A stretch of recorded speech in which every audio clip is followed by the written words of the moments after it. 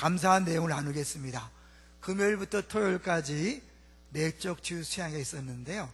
원래 지난번부터 두 팀으로 이렇게 나눠졌다가 이번에 장소 예약에 문제가 생겨서 같이 연합을 했는데, 연합할 때마다 은혜가 있어요. 하나님은 형제가 동거함을 기뻐하시는 것처럼 연합할 때 큰 은혜가 있었어요. 딴 때보다도 우리 성도들이 많은 은혜 받는 걸 보면서 감사했습니다. 이번 우리 5회 부활절 연합 예배가 있습니다. 연합 예배에 큰 은혜가 있을 줄로 믿습니다. 여러분 꼭 오셨으면 좋겠고요. 아이들에게도 큰 영적인 추억이 될 거예요. 왜냐면 그렇게 다 모인 적이 처음이거든요. 어렸을 때의 그 기억이 평생 예수를 잘 섬길 수 있으니까 아이들을 위해서도 꼭 손잡고 오셨으면 좋겠어요. 내적 치유 수양회와 여러 가지 행사들을 위해 수고하고 섬기신 분들에게 감사를 드립니다. 이제 지난주에 한 주 동안 이 많은 일들이 있었어요. 하나님께서 고난주간 특세를 통해 은혜 주시는데, 그것을 위해서 새벽마다 나와서 찬양하고 성가대 쓰신 분들에게 감사하고, 또 금요일 날은 단원경찰서 부활절 예배를 위해서 계란을 준비하신 식구들이 있었어요. 또 가서 특송하시는 팀이 있었고요. 또 토요일에는 이 부활절 오늘 나눠드릴 계란을 위해서 삶고 포장하는 일이 있었고, 특히 30명이 대표로 가서 어제 와 스타디움에 가서 순서지도 적고 미리 예행 연습을 하고 수고한 분들이 있었습니다. 이렇게 여러분들이 수고해 주셔서 우리 교회가 든든히 설 수 있고 안산이 든든히 서게 된 것에 대하여 감사를 드립니다. 세 번째는 참 지난주에 힘든 일도 있었지만 하나님이 큰 위로를 주시는 몇 가지 일이 있었어요. 그거는 좀 이따 설교 시간에 나눠서 이야기하기로 하고요. 하나님은 어려움만 주는 것이 아니라 반드시 그 어려움을 이길 수 있는 위로도 준다는 것을 경험할 수 있었습니다. 기도해 주셔서 감사합니다. 자, 오늘 제목을 한번 볼까요? 오늘 제목은 화평의 복음입니다. 좀 전에 위로된 한 가지 좋은 소식이 있었어요. 우리 옆에 오선도선 요양원에 한 자매가 있는데, 자매가 의식이 없어요. 거의 식물인간 같은데, 우리 청년부 예배에 벌써 몇 년 전부터 그 휠체어에 와서 그래도 예배에 참석하고, 그 아버지가 그렇게 신경을 썼어요. 근데 지금은 이제 아버지가 병원에 입원하시는 바람에 우리 청년들이 그 자매를 계속해서 들고, 그 휠체어에 들고 와서 예배 시간에 예배에 참여하게 하고 그랬어요. 그럼 뭐 반응은 못하죠. 감각이 없으니까. 근데 지난주에 이 자매가 깨어났어요. 그래갖고 우리 차만선 목사님이 이렇게 가서 이제 얘기하니까 아멘도 하고, 과자 줄까 그랬더니 땡큐 영어도 하고 그랬대요. 이제 계속 하루 종일 말할 수 있는 건 아니고요. 그냥 분명한 것은 반응하고 보고 다 인식한다는 거예요. 정말 기적 같은 일이 이 부활주의를 앞두고 그렇게 해서 우리 청년들이 특별히 좋아하고, 그들이 늘 봤으니까. 그리고 오선도선 요양원은 뭐 눈물바다가 되는 그런 일이 지난 주중에 있었어요. 하나님께서 하셨습니다. 기도해 주셔서 감사하고요. 근데 이런 이제 기쁜 소식, 정말 기쁜 소식이지만 정말 온 인류에 진짜 기쁜 소식이 따로 있는 거 아시죠? 뭡니까? 예수님이 부활하셨다는 이 어마어마한 소식. 이거는 정말 그 어떤 것으로도 비교할 수 없는 진짜 기쁜 소식입니다. 근데 이제 그 기쁜 소식을 오늘 베드로는요 뭐라고 말했냐면 화평의 복음이다, 이렇게 이름 줬어요. 한번 볼까요? 이 베드로가 고넬료 가정에 가서 복음을 전하는데 그거를 이렇게 이름 줬어요. 36절에 만유의 주 되신 예수 그리스도로 말미암아 화평의 복음을 전하사 이스라엘 자손들에게 보내신 말씀. 그 복음을 화평의 복음이라는 데는 특별한 의미가 있겠죠. 왜냐하면 베드로가 이 고넬료 이방인에게 가서 전할 때 그 복음의 성격을 화평의 복음이다. 예수님이 이 땅에 태어나실 때 하늘의 천사들이 찬송했죠. 기억나시나요? 뭐라고 찬송했죠? 지극히 높은 곳에는 하나님께 영광이요, 땅에서는 기뻐하심을 입은 자들에게 평화로다. 왜 그것이 하나님께 영광이라고 그랬죠? 영광은 본질의 드러남인데, 하나님이 예수님을 보내신 것이 그 사랑이 가장 극치로 드러난 거기 때문에 그 영광이고, 이 땅에 택함 받은 사람에게는 구원이 왔기 때문에 평화라 그런 거죠. 이 평화를 히브리어로 말하면 샬롬이에요. 샬롬 익숙하잖아요. 이스라엘 사람들이 인사할 때 샬롬하고 인사하는 것은 장차 메시아가 오셔서 우리를 구원하실 것이다. 구원받은 상태가 샬롬이에요. 그래서 이제 2단계 때 양육책자에 보면 이 샬롬의 뜻이 정의되어 있는데 어떻게 되어 있냐면 하나님의 뜻이 우리 안에 이루어질 때 나타나는 부족함이 없는 상태가 샬롬이에요. 단순히 전쟁이 없는 것이 아니라 그 주님이 이 땅에 오심으로 구원해 주셔서 하나님과 우리 사이가 관계가 회복되는 거예요. 그러니까 무한한 자원을 가진 그 하나님이 우리 아버지가 되심으로 우리와 관계가 회복되었기 때문에 우리가 마음껏 구할 수 있고 그분이 주심으로 부족함이 없는 만족한 삶. 좀 전에 외웠던 말씀은 풍성한 삶이 바로 그건 거죠. 다윗은 여호와는 나의 목자시니 내가 부족함이 없다고 고백한 것이 바로 복음의 내용이고 그것이 복음의 결과로 주어진 것이 바로 평화요 샬롬입니다. 어때요? 여러분 그 샬롬을 경험하고 있습니까? 이 특별히 부활절에 다시 한번 하나님이 예수 그리스도로 말미암아 주신 그 화평을 온전히 누리시기를 주의 이름으로 축원합니다. 근데 그 화평의 복음은 어느 일부 유대인만이 아니라 전 인류를 향한 것이었다는 것을 보여주기 위해서 오늘 베드로는 만유의 주라는 표현을 쓰고 있어요. 36절 볼까요? 36절 시작. 만유의 주 대신 예수 그리스도로 말미암아 화평의 복음을 전하사 이스라엘 자손들에게 보내신 말씀. 왜 예수님을 소개할 때 만유의 주라 그랬을까요? 그것은 이 베드로가 특별히 고넬료 집에 가서 깨달은 게 있어요. 그게 뭘까요? 34절 35절이에요 34절 시작.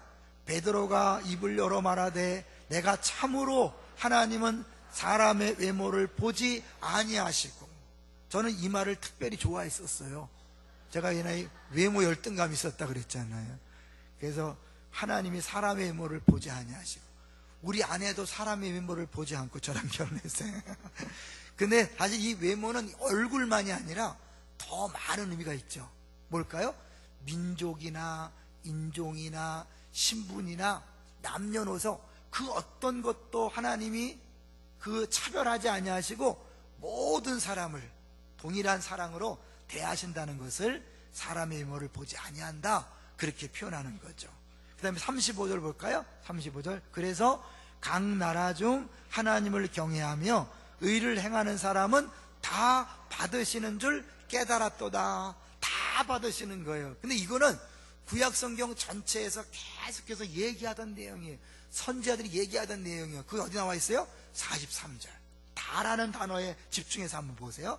43절 시작. 그에 대하여 모든 선지자도 증언하되 그를 믿는 사람들이 다 그의 이름을 힘입어 죄사함을 받는다 하였느니라.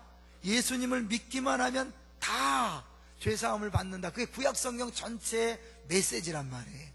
그러니까 결국 하나님은 구약 때부터 계속해서 모든 백성에게 필요한 구세주 복음을 주셨지만 유대인들이 착각한 거죠. 베드로도 그것에 벗어나지 못했기 때문에 고넬료에게 안 오고 이방인에게 절대 전도를 안 했어요. 그러다가 하나님이 강권적으로 고넬료는 고넬료대로 하나님이 찾아가 주시고 베드로는 베드로를 찾아가 주셔서 둘이 딱 만난 거예요. 만나는 순간 고넬료를 보면서 베드로가 깨달은 거죠. 이야, 하나님이 하셨구나. 그러면서 하나님이 이 가정을 구원할 계획이 있다는 것을 알면서 이제 뭐예요? 깨달았도다. 입을 열어 말하되 내가 깨달았도다. 그러면서 이제 만유의 죄진 하면서 이 복음을 쫙 얘기하는 거예요. 일명 베드로의 복음이며 복음의 핵심이 이 안에 다 들어가 있어요. 근데 특별히 이 이방인의 대표로 하나님이 선택해서 베드로를 만나게 하신 사람이 누구라고요? 백부장 고넬료. 백부장.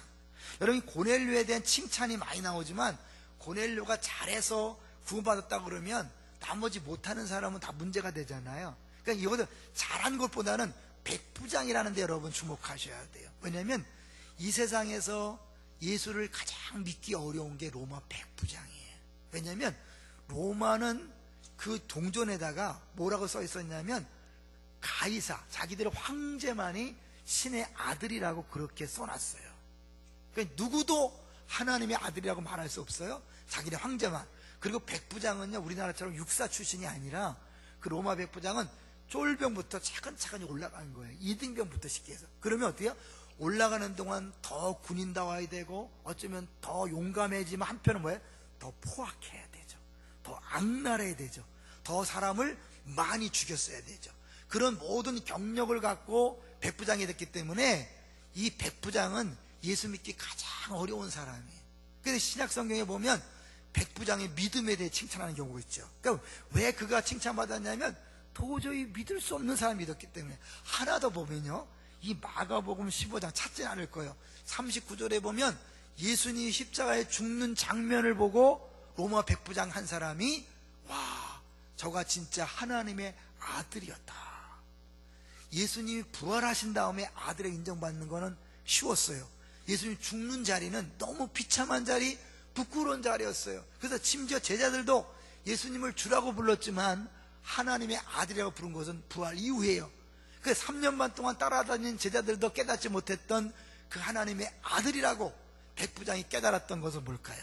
하나님의 전적인 은혜라는 걸 보여주죠. 이 틴켈러 목사님은 이 사실이 너무 이상했대요. 어떻게 로마 백부장이 십자가에 죽는 예수님 때문에 예수님을 보고 하나님 아들이라고 했을까? 30년을 고민했대, 그 똑똑하신 목사님이요. 그러면서 결국은 자기가 수많은 사람의 죽음을 봤지만 전혀 다른 죽음의 모습을 보면서 깨달았다고 했지만 저는 거기 더하기, 오늘 본문과 연결해 보면 하나님이 이 이방인의 대표로 백부장을 세운 것을 본다면 이 백부장이란 도저히 예수 믿을 수 없는, 그냥 예수 믿기 가장 어려운 사람을 딱 모델로 세워서 이제 그러니까 이 사람도 예수를 믿는다면 모든 인류 모든 인종을 다 주님이 구원하신다, 이걸 보여주기 위함이죠. 왜냐하면 바울도 그랬거든요. 내가 죄인의 개수다, 나는 가장 나쁜 놈인데 나를 구원했다면 너희들은 나보다 더 착하기 때문에 다 구원할 수 있다, 이런 식으로 논리를 전개했거든요. 그러니까 결국 모델로 삼았다면 그거는 잘한 모델이 아니라 가장 믿기 어려운 모델. 그래서 이 사람이 구원받는다면 나머지 모든 인류는 다 구원받는다, 이걸 얘기하는 거겠죠. 우리에게 준 메시지는 뭘까요? 우리가 외모를 보고 판단하고 전도를 결정하면 안 된다는 거죠. 우리가 이제 오늘 이 VIP 작정하는 카드 내드렸는데 어떤 사람이 거기서 뭐 적을 게 없대. 왜? 내 주변에는 전도할 사람이 없다는 거예요. 그 기준이 뭘까요? 아, 요 사람은 전도하면 올 것 같은 사람만 적으려고 해서 그래요. 아무리 얘기해도 이상하게 못 알아들어요. 여러분, 이거는 전도 가능성 있는 사람이 아니라 그냥 안 믿는 사람을 쓰는 거예요, 여러분 주변에. 근데 생각으로요, 우리가 저 사람은 안 될 거라고 생각했는데 믿는 사람이 있다니까요. 제가 지난주에 내가 위로받은 몇 가지 중에 그 중에 또 하나가 뭐냐면요, 우리 교회 모시 성도님이 한 두 달 전에 처음 교회 나왔어요. 제가 딱 보는 순간 와, 계속 교회 나올 것 같지 않더라고. 아무리 봐도 저 사람은 교회 계속 나올 것 같지 않아. 그 표정이나 모든 모습이 그냥 어쩌다 한번 나온 것 같아요. 근데 이분이요, 7주 과정 우리 새가족 공부를 다 마쳤어요. 수료했어요. 양육에 들어왔어요. 그 5주 다 마치고 복음할 때마다 목사님이 나를 위해서 나한테 하라는 것 같다는, 이건 너무너무 신기한 거 아니에요, 그죠? 그리고 그분이 내치 갔다 왔어요. 이번에 더 놀라운 것은요, 자기가 월급을 탔는데 이 대접하고 싶다고 저하고 장수성 목사님하고 그 전도하기 애쓴 세 사람하고 같이 식사했어요. 놀랍지 않나요? 너무너무 놀란 거예요. 아니, 믿음이 있고 그런 사람이 하면 괜찮지만 이게 나온 지 얼마 안 돼도 내가 볼 때도 저 사람 다음 주에 나올까 매주 그런 생각을 했었거든요. 목사 믿음이 없는 거죠. 근데 사람들이, 우리는요 그렇게 생각할 때가 많이 있어요. 우리 보고 저 사람은 좀 예수 믿을 것 같아, 저 사람은 절대 안 될 것 같아, 이렇게 따지면 안 된다는 거죠. 왜? 하나님은 외모를 보지 아니하시고 모든 인종, 모든 민족, 모든 신분을 넘어서 다 구원받기를 원하시는 만유의 주님이시기 때문입니다. 할렐루야. 여러분, 전도할 때 구분하지 마세요.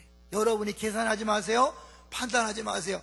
여러분 주변에 믿지 않는 사람은 다 주님이 구원하시기를 원하는 대상자이심을 믿으시기를 주 이름으로 축원합니다. 이제 근데요, 이렇게 이 주님의 그 복음을 전할 수 있는 사람은 누구인가? 그러죠. 아무나 전하지 못해요. 오늘 본문을 보면 전할 수 있는 사람이 따로 있다 그랬어요. 자, 볼까요? 자, 베드로가 쭉 예수님에 대해서 이야기하면서 증인이라는 단어를 계속 씁니다. 39절에 보니까 우리는 유대인의 땅과 예루살렘에서 그가 행하신 모든 일의 증인이라. 그들이 나무에 달아 죽였으나 40절 시작.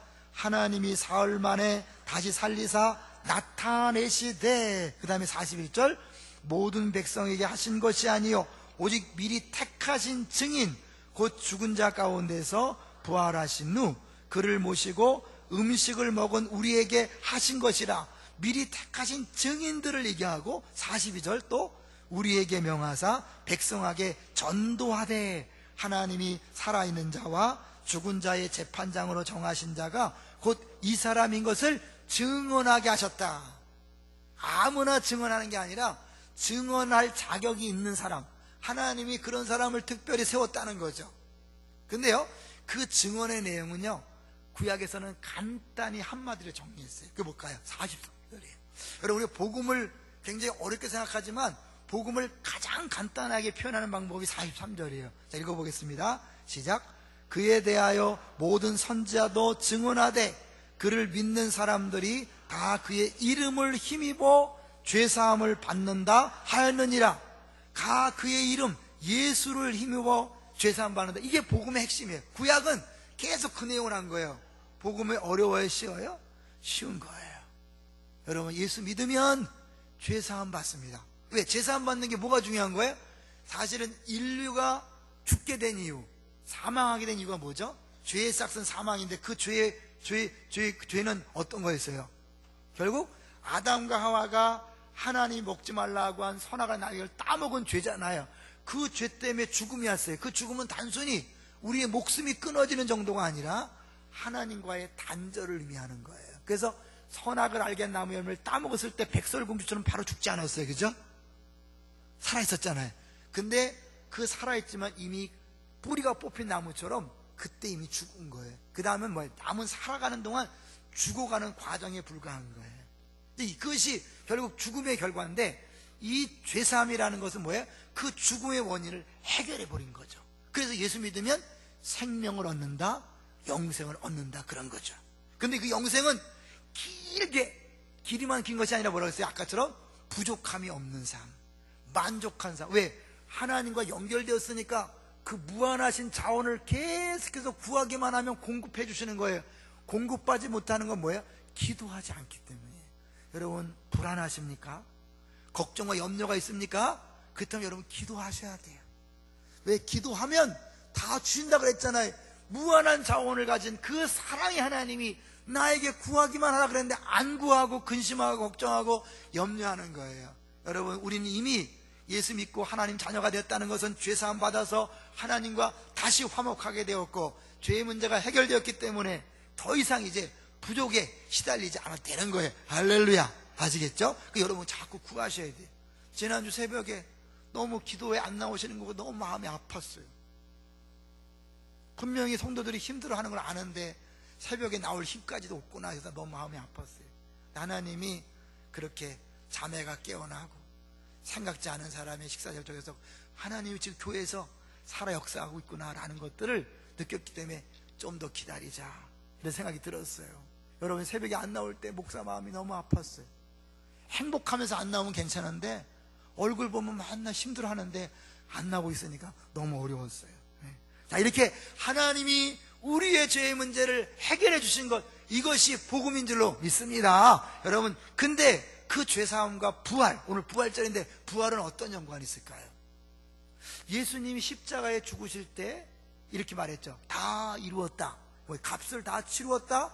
이미 피 흘리시고 살이 찢었기 때문에 죄값을 다 치렀어요. 부활이 없으면 어떨까요? 부활이 없다면 그 십자가의 모든 고통이 꽝이 되는 거예요. 왜요? 사실 그냥 죽고 갈았다면 그가 하나님의 아들인지 그냥 시골뜨기 청년인지 알 수가 없는 거예요. 왜 백부장이 예수님 죽을 때 하나님의 아들이었다 선포하는 게 중요하냐면, 예수님이 하나님의 아들이어야 그의 죽음이 우리 죄를 해결할 수 있는 거예요. 왜요? 보통 사람이라면 자기 죄 때문에 죽는 거예요. 아무리 큰 소리 내가 메시아야, 내가 너희 집에 죽는다 큰 소리 빵빵 치는 사람들이 그때도 몇 명 있었대요. 예수님 당시에도 이단처럼. 그렇지만 죽고 끝나면 아무 소용이 없는 거예요. 근데 그분이 부활하심으로 이야, 저 예수는 나사렛 촌뜨기가 아니라 정말 말씀한 대로 하나님 아들이었구나. 그러니까 그의 죽음은 무죄한 자로서 우리 대신 죽은 거에 되니까 죄가 해결된 거예요. 또 하나, 구약의 제사자들을 통하여 이 부활이 없다면 이제 그 십자가 무효인 게 있어요. 이런 구약의 성수와 지성소가 있었어요. 그 지성소는 1년에 한 번 대제사장이 딱 한 번 들어갑니다. 왜 들어갔죠? 이스라엘 백성 전체의 죄를 해결하기 위해서 제물을 갖고 대장이 들어가는데 방울을 달고 들어가요. 왜 방울을 달았을까요? 죽는 수가 있어서 그래요. 가끔 죽어요. 근데 막 기다리다 안 나오니까 죽었나 안 죽었나 살펴보려고 휘장을 열었다간 또 죽기 때문에 방울을 미리 달고 들어가는 거예요. 딸랑딸랑 할 때는 아직 살아있구나. 기다리다가 소리가 멈추는 순간 죽었군. 그럼 어때요? 밧줄을 당기든지 갈고리를 찍어서, 들여다보면 안 되고 찍어서 떼고 2번 타자가 들어가는 거예요. 만약 2번 타자가 또 죽었다, 3번 타자, 4번 타자, 살아나올 때까지 하는 거예요. 왜? 살아나와야만 하나님이 그 제사를 받으시는 거거든요. 죽는 이유는 재물이 문제가 됐든 아니면 대제사장에 문제가 있으면 죽이는 거예요. 예수님은 좀 전에 찬양했던 것처럼 세상 죄를 지고 하는 어린 양이에요. 본인이 재물이야.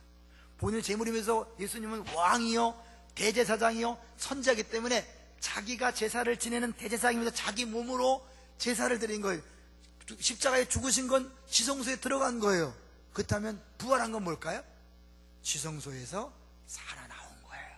이스라엘 백성이 대제사장이 지성소에서 살아나올 때 박수를 치면서 환호하는 거예요. 이야, 하나님이 제사를 받으셔서 이제 우리의 모든 죄가 사라졌다.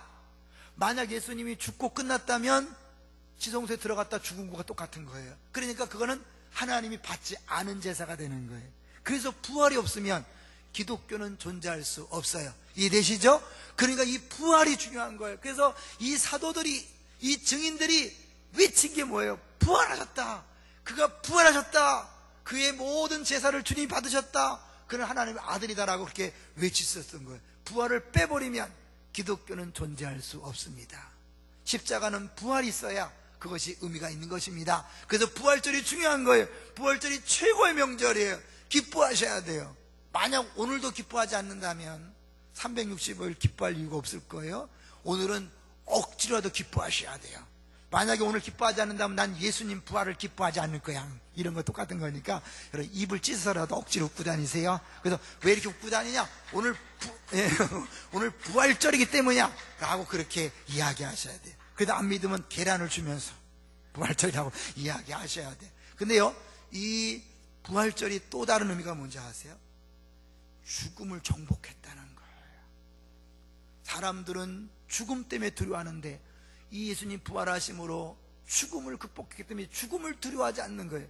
지난 금요일 날 유재민 목사님이 부활절 설교를 하는데 저한테 아주 굉장히 인사이트가 온 게 뭐냐면 사람들이 죽음을 무서워하니까 4자를 싫어한다. 그렇죠? 그래서 1호, 2호, 3호는 있는데 4호는 없어. 버스가 쭉 오더래. 그래서 1호차, 2호차, 3호차, 4호차인지 했더니 4호차가 없더래. 그리고 1층, 2층, 3층, 4층이 아니라 F층. 그리고 4자를 죽어라도 싫어하고 빨간 글씨로 이름 쓰면 막 질색을 하잖아요. 제가 그걸 들으면 느꼈어요. 우리 교회에서는 빨간색으로 이름 쓰기 운동을 할까? 왜냐면 우리는 죽음을 두려워하지 않으니까. 세상 사람들은 죽음을 두려워하니까 4자를 무서워하고 빨간 글씨를 무서워하고 그러잖아요. 우리는 죽음을 정복한 사람이잖아요. 할렐루야. 죽음이 끝이 아니잖아요. 왜 4자를 무서워하냐면 그들은 죽음이 끝이라고 생각해요. 죽음은 끝난 생각하니까 죽음을 두려워하고 망할까봐, 죽을까봐 두려워서 너 죽여! 그러면 꼼짝 못 하잖아요. 우리는 어떻게 해요? 죽음을 두려워하니까 죽여봐. 얼마나 무서운 사람이에요?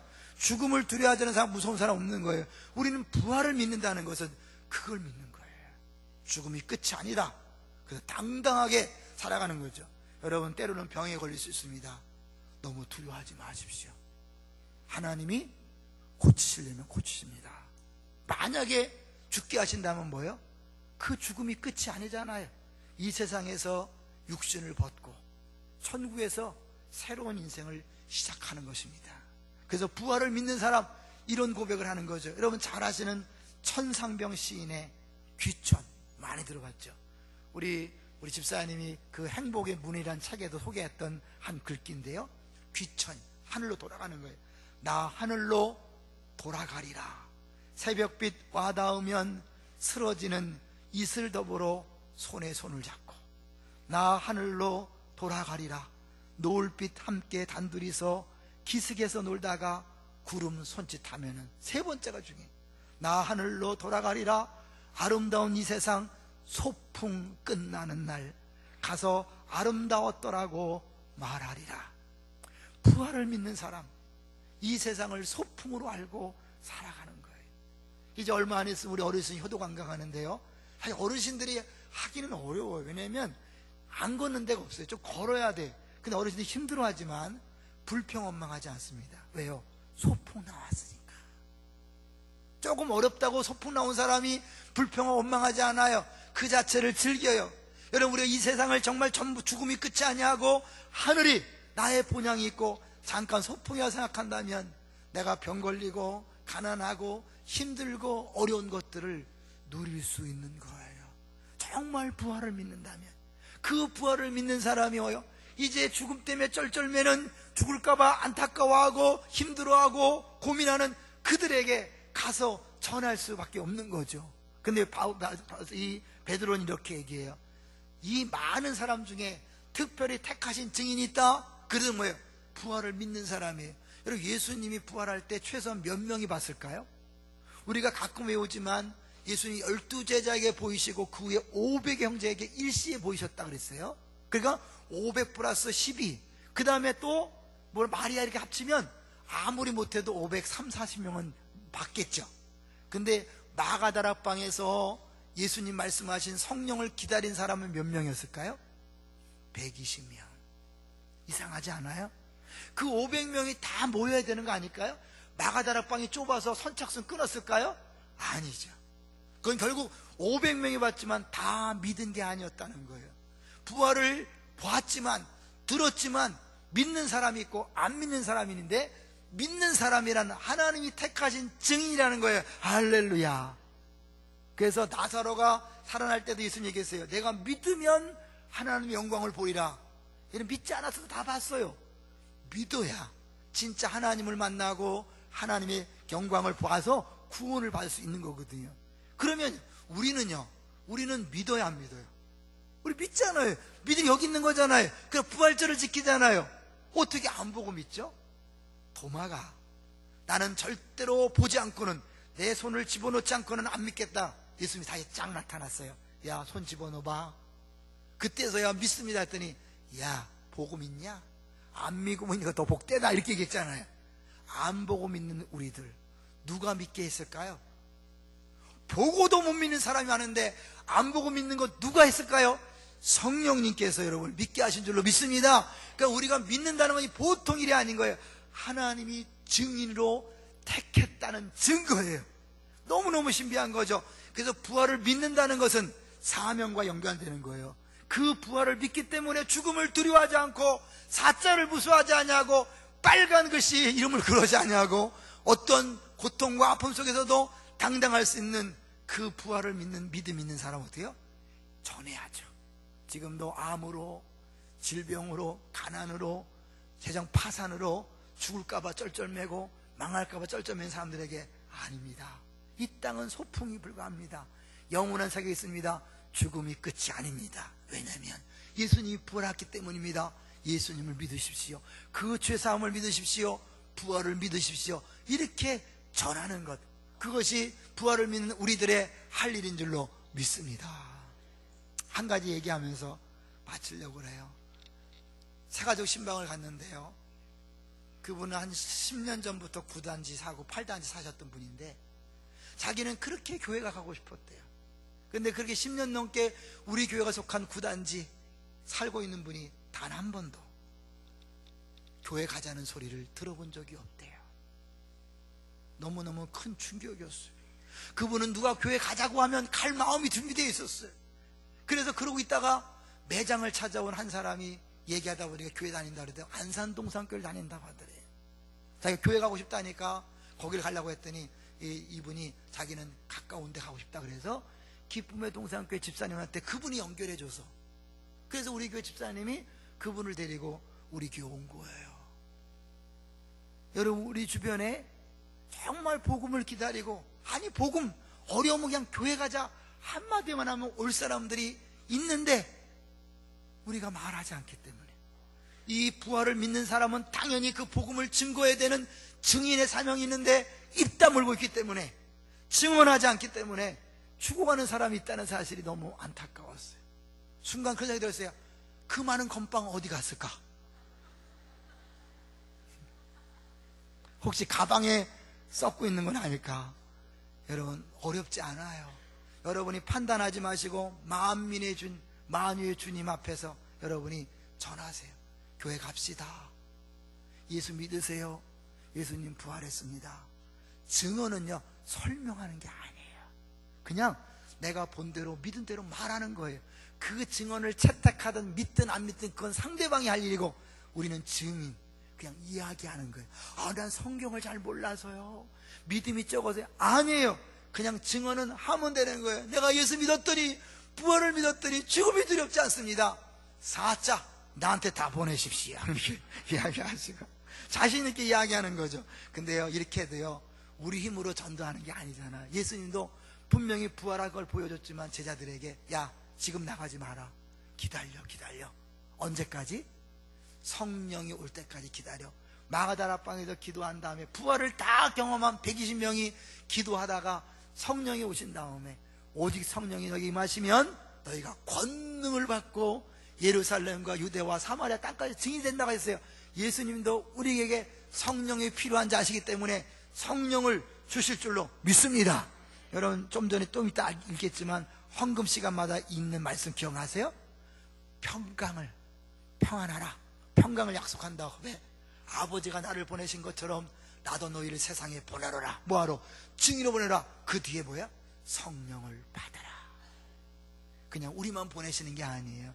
여러분, 내가 증인인 걸 인정하고 이 안타까운, 이 기쁜 소식, 정말 모르는 사람 안타까운 마음으로 이 기쁜 소식을 전하고자 하는 사람에게 성령을 부으셔서 우리를 통하여 안산에 죽어가는 것을 두려워하고 죽어가고 있는 그 영혼들을 살려낼 줄로 믿습니다. 오늘 이 부활의 아침에 먼저 여러분, 죽음을 정복한 사람답게 웃으세요. 기뻐하세요. 감사하세요. 간증할게요. 제가 세월호 피해자를 위한 기도를 저를 하라 그래갖고요, 이번에 이따가 해요. 얼마나 부담되는지 몰라요. 내가 만약 단어 하나를 잘못 선택해서 혹시 마음 아픈 사람이 있으면 어떡할까? 민감한 부분이기 때문에 서로 안 하려고 했나 봐요. 회의도 참석 안 했는데 저한테 시켰어요. 그래서 기도하면서 오늘 아침에도 마음에 이렇게 약간 부담이 있었는데, 야, 너 오늘 뭐 설교하냐? 부활을 설교하는데 너부터도 마음에 부담을 갖고 온다면 잘못된 거지? 맞아요, 하나님. 맞습니다. 두려워하지 않겠습니다. 염려하지 않겠습니다. 부활인데요. 저도 목사도 그러니까 여러분이 끊임없이 문제 앞에서 근심하고 걱정하고 염려할 수 있어. 그때마다 기억하세요. 나는 부활을 믿는다. 죽음이 끝이 아니다. 근데 뭘 두려워하랴? 뭘 염려하랴? 오늘부터 활짝 웃으면서 다음 대에게 살아가시기를 주의 이름으로 축원합니다.